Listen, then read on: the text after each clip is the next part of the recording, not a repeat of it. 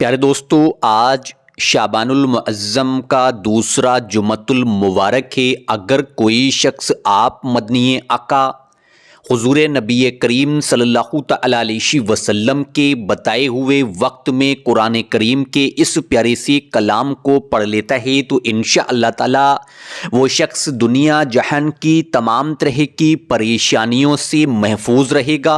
اللہ تبارک تعالیٰ سے جو مانگے گا اس کو حاصل ہوگا۔ اللہ تبارک تعالیٰ اس شخص کو ایسی جگہ سے اتنا رزق، اتنی مال و دولت عطا کرے گا جو اس نے کبھی سوچا بھی نہ ہوگا۔ تو پیارے دوستو، آپ لوگ ویڈیو میں آخر تک بنے رہیں، ویڈیو کو لائک اور شیئر کرنے میں بالکل بھی کنجوسی نہ کیا کریں۔ پیارے دوستو، شعبان المعظم کے اس بابرکت مہینے کی جتنی بھی تعریف بیان کی جائے اتنی کم ہے۔ ہم جیسے گناہ گاروں کو چاہیے کہ ہم لوگ شعبان المعظم کے اس بابرکت مہینے میں زیادہ سے زیادہ عبادت کیا کریں، قرآن پاک پڑھیں، کلمہ شریف پڑھیں، اللہ تبارک تعالیٰ سے اپنے گناہوں کی توبہ کریں، کثرت سے توبہ استغفار کی تسبیحاں پڑھا کریں۔ اس کے ساتھ ساتھ چلتے پھرتے، اٹھتے بیٹھتے درود پاک پڑھنے کا معمول بنا لیں۔ پیارے دوستو، آپ مدنی آقا حضور نبی کریم صلی اللہ تعالیٰ علیہ وسلم نے ارشاد فرمایا کہ جمعۃ المبارک کے دن ایک گھڑی، ایک وقت ایسا آتا ہے کہ اس وقت اللہ تبارک تعالیٰ کا نیک بندہ اللہ تبارک تعالیٰ سے جو مانگا کرتا ہے اس کو ملا کرتا ہے۔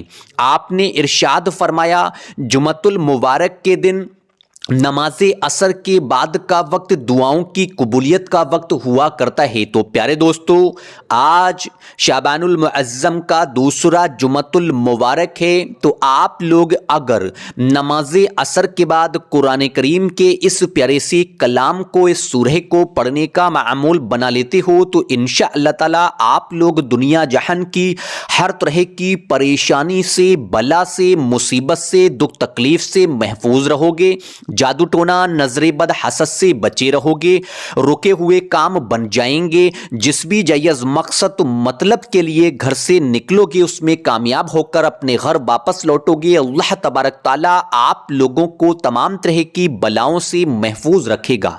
تو پیارے دوستو، اب جان لیتے ہیں عمل کے طریقے کے بارے میں۔ سب سے پہلے آپ لوگ عصر کی نماز مکمل طریقے سے ادا کر لیں۔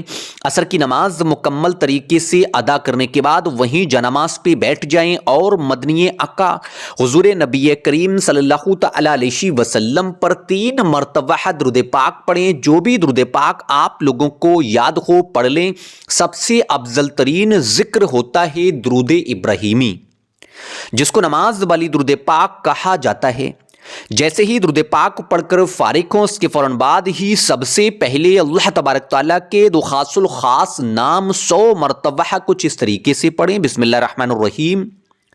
یا اللہ یا وہاب، یا اللہ یا وہاب، یا اللہ یا وہاب، یا اللہ یا وہاب، یا اللہ یا وہاب۔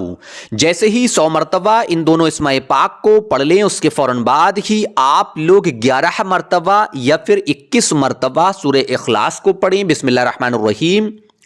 قل هو اللہ احد اللہ الصمد لم یلد ولم یولد ولم یکن لہ کفوا احد۔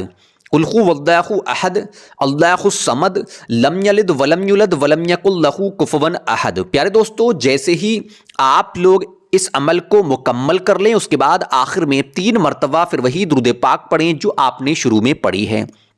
پیارے دوستو، اس طریقے سے عمل کو پورا کریں، عمل کو مکمل کریں۔ جیسے ہی عمل پورا ہو جائے، عمل مکمل ہو جائے، اس کے فوراً بعد ہی بنا کسی شخص سے بات چیت کیے ہوئے آپ لوگوں کو ایک تسبیح توبہ استغفار کی پڑھنی ہے۔ یہاں دھیان سے سنیں، توبہ استغفار جو بھی یاد ہو پڑھ لیں۔ اگر چھوٹی توبہ استغفار یاد ہے، جیسے استغفر اللہ، اس کی تسبیح پڑھ لیں، یا پھر بڑی توبہ استغفار استغفر اللہ ربی من کل ذنب و اتوب الیہ، اس کی ایک تسبیح پڑھ لیں۔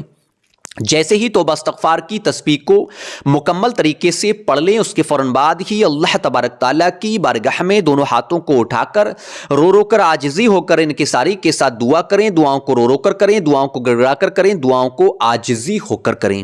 پیارے دوستو، مجھے امید ہے عمل کا طریقہ سمجھ میں آ گیا ہوگا، تو آپ لوگ آج شعبان المعظم کے دوسرے جمعۃ المبارک کے دن نماز عصر کے بعد اس پیاری سی عمل کو خود بھی کریں، ویڈیو کو لائک اور شیئر کریں۔ اب میں آپ سے جانے کی اجازت چاہتا ہوں، انشاءاللہ تعالی رات کو 9:30 بجے ملاقات ہوگی شب بارات کی ایک خاص ویڈیو کے ساتھ۔ جب تک کے لیے دعا میں یاد رکھیے گا، اپنا بھی خیال رکھیے گا۔ اللہ حافظ۔